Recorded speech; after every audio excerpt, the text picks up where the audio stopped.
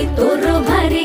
दिसते भारी गणपतीची स्वारी अन आला धादिस मामाच्या घरी मालवण चिपळूण सावंतवाडी माझ्या कोकण गावांचो दिमाग भारी